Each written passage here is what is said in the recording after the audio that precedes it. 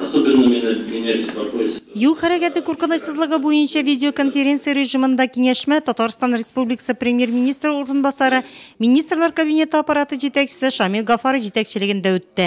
Ул үз чыгышында федераль юллардагы хәлләргә, аларда һәлак булучыларның саны артуына борчылуын белдерде.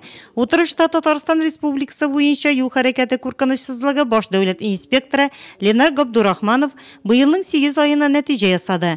Шул вакыт эчендә республикада 2800-дән артык юл транспорт хәлакәте булган. Аларда 266 кешенең гомере изелгән.